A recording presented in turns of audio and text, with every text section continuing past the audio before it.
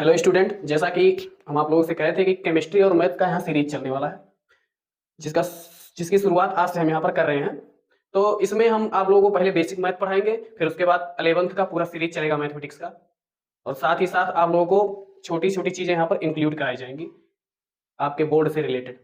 ठीक, तो आज हम लोग पढ़ेंगे कुछ बेसिक मैथ और उसके टूल्स पढ़ेंगे, साथ ही साथ छोटे छोटे प्रश्नों को कैसे हल किया जाता है मैथमेटिक्स में, उन सारी चीजों को देखेंगे। क्योंकि 11th की जो मैथ है वो पूरा बेसिक से शुरू होती है, पहला चैप्टर उसका, इसीलिए सेट थ्योरी पढ़ाया जाता है, जिसको हम समुच्चय सिद्धांत कहते हैं। समुच्चय सिद्धांत पूरा आपके नंबर सिस्टम पर यानी संख्या पद्धति पर आधारित है। यदि आप संख्याओं के बारे में नहीं जानते हैं, संख्याओं के बारे में बहुत अच्छा आपका अंडरस्टैंडिंग नहीं है, समझदारी नहीं है, तो वो सारी चीजें यहाँ पर हम कवर कराएंगे।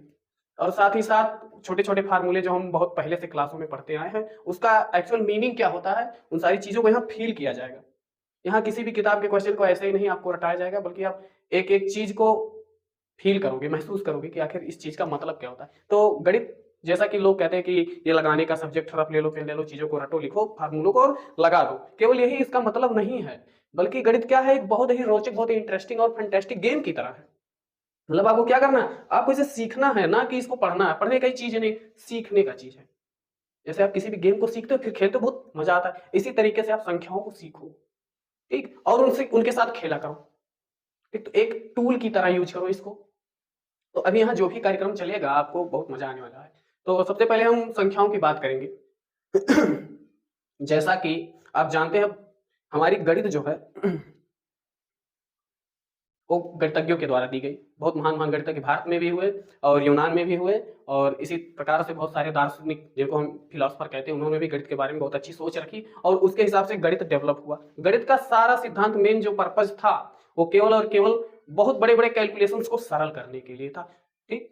बहुत सारे विषयों में तार्किक रूप से हम चीजों को उतना अच्छे तरीके से एक्सप्लेनेशन नहीं दे पा रहे थे, तो उन चीजों को कैलकुलेट करने के लिए, उन चीजों की गणना करने के लिए, कितनी सार्थकता उनमें, इसके लिए हमने चीजों को गणना के आधार पर, जैसे ज्योतिषी है, ज्योतिष विज्ञान, उनमें बहुत बड़े बड़े कैलकुलेशंस थे। और उस समय के बहुत महान महान गणितज्ञ हुए, जैसे बरामीर थे, रामानुजन थे, भास्कराचार्य थे, और उसके बाद माधवाचार्य थे, श्रीधराचार्य थे, ऐसे बहुत सारे। और इसी प्रकार से कुछ गणितज्ञ हुए यहाँ पर आपके यूनान में, जैसे कि हमने बहुत सारे महान महान लोगों का नाम सुना, यूक्लिड का नाम सुना है, साथ ही साथ देकार्ते का नाम सुना है, तो पाइथागोरस का नाम सुना है। ये सब बहुत महान, और साथ ही साथ फिलासफर थे, फिलासफर मतलब दार्शनिक, और इन्होंने अपने आप से कुछ अच्छे अच्छे तर्कों को मान्यता दिया, उनके आधार पर नए नए सूत्रों को क्या किए, ये लिखे, और उन सूत्रों से बड़े बड़े जो कैलकुलेशंस थे, बड़ी बड़ी जो गणनाएं थी, उनको आसानी से कर दिया। और वो सारा चीज हम किसके अंतर्गत पढ़ते हैं, गणित के अंतर्गत पढ़ते हैं। तो यहाँ हमें क्या करना है, गणित को सीखना है, गणित को समझना है, ठीक। तो हम सबसे पहले शुरू करेंगे संख्या, ठीक। ये संख्या है, मतलब अगर हम इसको लिखना चाहें तो ऐसे लिखेंगे। हमारी पूरी गणित में, जो प्रारंभिक हमारी गणित है, इस पूरी गणित में 9 डिजिट हैं, 9 अंक हैं। इन्हीं अंकों से बहुत सारी संख्याएं बनाई गई। वो 9 डिजिट क्या क्या है देख लो। शून्य है, 1 है, 2 है, 3 है, 4 है, 5 है, 6 है, 7 है, 8 है और 9।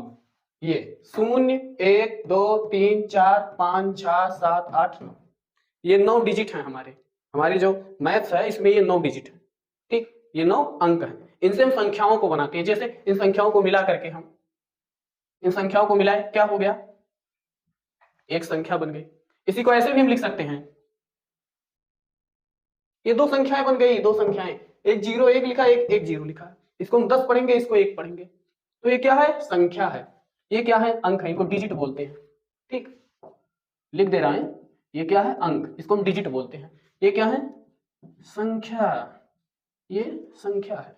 इसी प्रकार से इनको मिला दें, क्या हो गया, 12 भी लिखा जा सकता है और 21 भी लिखा जा सकता है, संख्या हो गया, ठीक। इस प्रकार से इसको मिला दें, 23 लिख सकते हो आप, 32 लिख सकते हो। तो इन अंकों से क्या बन गई, संख्याएं बन गई। इसी प्रकार से आप इसको कर सकते हो, आप इसको कर सकते हो, आप इसको कर सकते हो, आप इसको कर सकते हो, आप इसको कर सकते हो। इस प्रकार से आप लिख सकते हो संख्याओं को, जैसे 34 43, 45, 54। इसी प्रकार से बाकी संख्याओं को बना सकते हो। ठीक, तो अब यहां पर देखो है क्या, 0 से 9 तक कुल 10 डिजिट है। यहां पर देखो 0 से 9 तक 1 2 3 4 5 6 7 8 9 10, 10 डिजिट हैं, 10 अंक हैं। और इन्हीं से बहुत सारी संख्याएं हमने बना डाली हैं, बहुत सारी संख्याएं। अभी हम लिखने लगे तो बोर्ड कम पड़ जाए, हम संख्याओं को लिख सकते हैं। समझ में? तो सबसे पहले हमने क्या शुरू किया, डिजिट, अंक जानो, अंकों को जानो। लोग पूछते हैं कि कितने डिजिट हैं यहाँ पर, हमारे गणित में कुल यही 10 डिजिट है, 0 से 9 तक। इन्हीं से हम क्या बनाते हैं, संख्याओं को बनाते हैं जोड़ करके। ठीक, तो ये क्या है, संख्या है ये पूरा, और ये क्या है, अंक है, डिजिट और नंबर्स।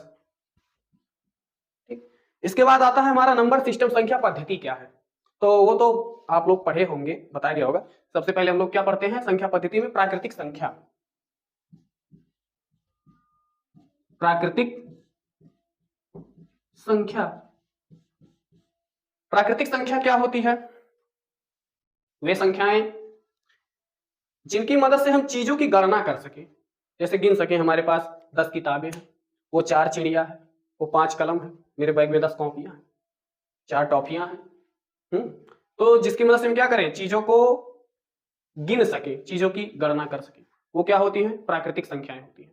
ये हम एक सामान्य परिभाषा आपको बता रहे हैं प्राकृतिक संख्या को, कि आपके अंदर एक समझदारी आई प्राकृतिक संख्याओं को लेकर के, कि अच्छा हाँ, जिससे हम चीजों की गिनती कर सके। ठीक, तो वो प्राकृतिक संख्या होती है। जैसे उदाहरण हम लिख देते हैं। अब यहां पर देखो प्राकृतिक संख्या, जैसे एक, शून्य नहीं लेंगे हम, शून्य को तो लेना ही नहीं है, प्राकृतिक संख्या नहीं है। कई बार पूछा गया, लोगों से पूछो, उन लोगों में भ्रम रहता है, शून्य भैया प्राकृतिक संख्या है ही नहीं। अभी आपसे कहा जाए, आपको शून्य दे दिया जाएगा, इससे आप चीजों को गिनो, आप कैसे गिनोगे, शून्य का कोई हमारे पास आइडिया ही नहीं आएगा कि अच्छा आप बोलोगे नहीं मेरे पास शून्य टाफियां, मतलब टाफियां है ही नहीं, तुम क्या बता रहे हो शून्य टाफियां। तो इसीलिए इसको प्राकृतिक संख्या, नेचुरल नंबर दिया ही नहीं गया इसको। हम कहां से शुरू करते हैं, कोई भी प्राकृतिक संख्या आपको गिननी हो तो 1 से शुरू करो भैया। 1 लिख दो, 2 लिख दो, 3 लिख दो, 4 लिख दो, 5 लिख दो, 6 लिख दो, 7 लिख दो, 8 लिख दो, 9 लिख दो, 10 लिख दो। आगे कहां तक जाओगे भैया, अनंत तक। कहां, अनंत तक जाओगे। कहां तक जाओगे, अनंत तक। 1 से अनंत तक की सारी संख्याएं प्राकृतिक संख्याएं कहलाती हैं। दूसरा देखो, ये तो हुआ प्राकृतिक संख्या। अब आता है पूर्ण संख्या। पूर्ण संख्या ये क्या है, पूर्ण संख्या क्या है, तो प्राकृतिक संख्या है, कहां से, 1 से अनंत तक। इसमें आप क्या कर दो, शून्य को भी जोड़ दो, शून्य को ला करके इसमें रख दो, तो क्या हो जाएगा, पूर्ण संख्या हो जाएगी। यानी इसको कहां से शुरू करोगे, 0 1 2 3 4 5 6 7 8 9 10 11, मतलब कहां तक, अनंत तक। 0 से अनंत तक की सारी संख्याएं क्या कहलाती है, पूर्ण संख्या कहलाती है। क्या कहलाती है, पूर्ण संख्या। ये हमारा पूर्ण संख्या होता है 0 से अनंत तक। यानी कुछ है नहीं, यही चीज है, बस आपने क्या किया, शून्य को यहां जोड़ दिया, एक और शून्य ला करके रख दिया। एक बॉक्स है, उस बॉक्स में हमने सभी प्राकृतिक संख्याओं को रखा था, हमने कहीं से शून्य को पकड़ लिया, ला करके बॉक्स खोले और उस बॉक्स में शून्य को रख दिया, बंद कर दिया। अब वो बॉक्स क्या है, प्राकृतिक संख्याओं का बॉक्स नहीं है, अब वो पूर्ण संख्याओं का बॉक्स है। ठीक, आया समझ में आपके, कि आपको क्या करना है, उस जेल में शून्य को भी बंद कर देना है, तो पूरा जेल क्या हो जाएगा, पूर्ण संख्याओं का जेल हो जाएगा। एक कैदी जिसका नाम शून्य है, उसको भी हमने इंक्लूड कर दिया है इसमें। ठीक, जैसे इसको लिखने का तरीका हम बता दें, प्राकृतिक संख्या को नेचुरल नंबर बोला जाता है। आप एन से दर्शाओगे और एन को आप किसके इक्विवेलेंट दिखा देते हो, 0। अरे प्राकृतिक संख्या है ना, तो 0 तो रहेगा ही नहीं, रहेगा क्या, 1 2 3 4 डॉट डॉट डॉट। ये क्या है, अनंत तक है, तो ये क्या है, प्राकृतिक संख्या।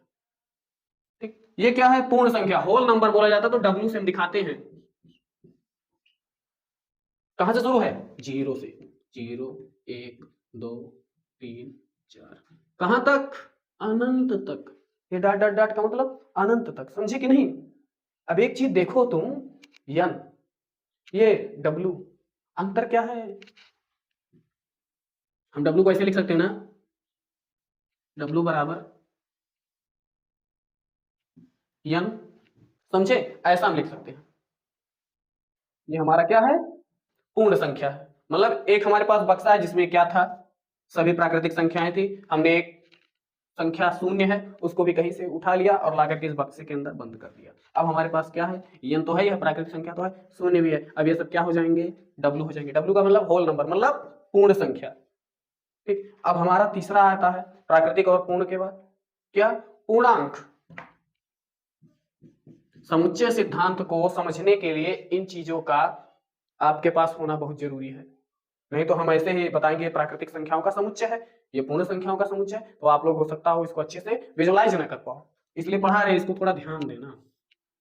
पूर्णांक, इंग्लिश में इसको इंटीजर लिखा जाता है आई से। क्या होता है? तो बहुत ज्यादा इसके बारे में आपको बताने वाले नहीं है, जो लिखेंगे उसको आपको ध्यान रखना है। ठीक, माइनस अनंत dot dot dot, -5, -4, -3, -2, -1, 0, +1, +2, +3, +4, +5 dot dot dot plus अनंत तक। ये क्या होते हैं? पूर्णांक होते हैं। इनको क्या बोला जाता है? ऋण पूर्णांक। क्या बोला जाता है? ऋण पूर्णांक। इनको ऋण पूर्णांक। और इनको क्या बोला जाता है? धन पूर्णांक। धन पूर्णांक। ठीक, मतलब इनको आप गणना के आधार पे लोगे, मतलब जैसे जानते हो +1, +2, +3, +4, +5 ऐसे करते हैं, +6, +7, +8, इस प्रकार से इनको लिखना है। तब ये क्या कहलाएंगे? धन पूर्णांक। मतलब इनको ऐसे नहीं लिख दोगे +1/2, वह पूर्णांक नहीं है। पूर्ण का पूर्णांक का मतलब होता है पूर्ण अंक, वह अपने आप में क्या हो? पूर्ण हो, पूरा होना चाहिए। और 1/2 क्या है? आधा है। 3/2 क्या है? 2 का तिहाई भाग है। तो इस प्रकार से दहाई तिहाई में नहीं होना चाहिए, ना तो दशमलव में होना चाहिए। और क्या होना चाहिए? पूर्ण होना चाहिए, पूरा होना चाहिए, कटा पिटा नहीं होना चाहिए। तो उसको क्या बोलोगे आप? धन पूर्णांक। और इसी प्रकार से यह भी क्या हो? पूर्ण हो, उसके साथ निगेटिव का चिन्ह लगाओ, ऋण का चिन्ह लगाओ, तो क्या होता है? ऋण पूर्णांक होता है। आपको क्या देखना है? हमेशा ध्यान रखना, वह पूरा लिखाओ। 5 है तो 5 लिखाओ, 5/2 या 5.3, इस प्रकार से ना लिखाओ। मतलब कैसा लिखाओ? पूरा। ये आपके समझने के लिए बता रहे हैं कि चीजों को अभी परिभाषा डायरेक्ट हम लिख दें तो आप लोगों को हो सकता है समझ में ना आए उतने अच्छे तरीके से। हम आपको यही बता रहे हैं कि जैसे आपको पूर्णांक लिखना है, जैसे बहुत सारे लोग कंफ्यूज रहते हैं कि पूर्णांक क्या है और वास्तविक संख्या क्या है, क्योंकि दोनों क्या होता है? माइनस अनंत से प्लस अनंत तक होता है, लेकिन अंतर क्या है दोनों में? तो यही कह रहे हैं, पूर्णांक, इसके नाम पर जाओ सीधे। पूर्णांक का मतलब होता है जिसका अंक पूरा हो, पूर्ण अंक। इसको आप ऐसे भी लिख सकते हो ना, पूर्ण अंक, यानी एक ऐसा अंक हो जो पूर्ण हो, जो पूरा हो, तो उसको क्या कहोगे आप? पूर्णांक कहोगे। ठीक, इंटीजर कहोगे। ठीक, तो अभी हम इसको मिटा रहे हैं, आप लोग उतार लो वीडियो को पॉज करके। नहीं कुछ है तो देखो, हम आपको पूर्णांक बता चुके हैं। पूर्णांक के आगे हम लोग वास्तविक संख्या के बारे में पढ़ने वाले हैं। तो हेडिंग डालो, वास्तविक संख्या। ये होता क्या है? क्योंकि इसके बाद ही 11th की पूरी मैथमेटिक्स की शुरू सीरीज जो है शुरू हो जाएगी। नंबर सिस्टम के बाद, संख्या पद्धति के बाद पहला चैप्टर समुच्चय सिद्धांत, जिसको हम सेट थियरी बोलते हैं, वो क्या है? मोस्ट इंपॉर्टेंट है, कारण पूरा बेसिक है, वो आधार है मैथमेटिक्स का। आप मैथ को लिखोगे कैसे, रिप्रेजेंटेशन उसका कैसे दोगे, उन संख्याओं के बारे में आपकी धारणा क्या है, उन संख्याओं को आप अलग अलग वर्गों में कैसे विभाजित करके उनका इंटरसेक्शन यूनियन कैसे लोगे, इन सारी चीजों का पूरा ब्यौरा कहां पर आप पढ़ोगे? समुच्चय सिद्धांत में। ठीक, तो इसलिए मैं बता रहा हूं कि एक छोटी सी अंडरस्टैंडिंग आपकी हो जाए, आपके अंदर वो सारे दिमाग के न्यूरॉन्स एक्टिव हो जाएं इन संख्याओं के लिए, जो आपको सेट थ्योरी में हेल्प करेंगे। ऐसा ना हो कि वहां सेट थ्योरी पढ़ाया जाए तो आपको सारी चीज नई लगे, मतलब आप कोई बोल दे रियल नंबर का सेट, तो आप चौंक जाओ, मतलब क्या होता है। तो इसलिए इसी को रियल नंबर बोला जाता है।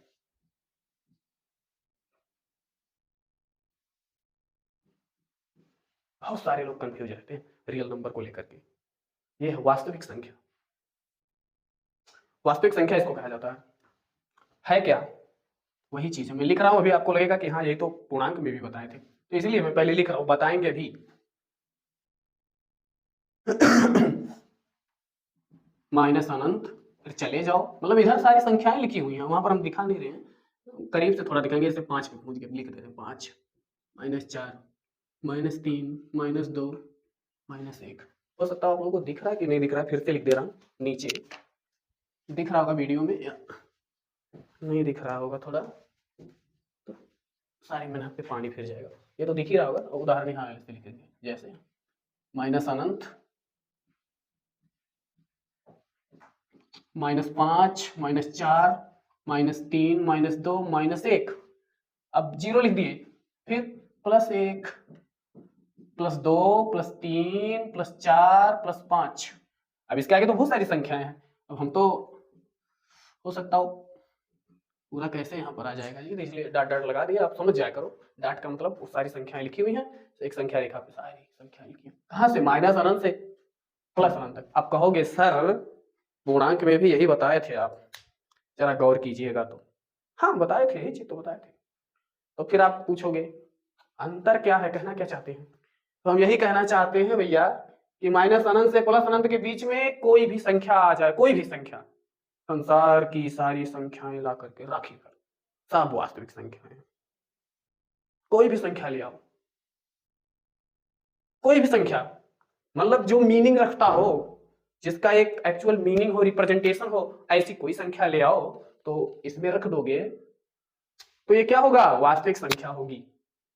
तो मेरे कहने का ये मतलब है ना कि जैसे 5.4, 3/2, √3, √2, कोई भी संख्या ले इधर रख दो, सब क्या होंगी? वास्तविक संख्या। और ये सारी संख्याएं हैं इसके अंदर है भैया।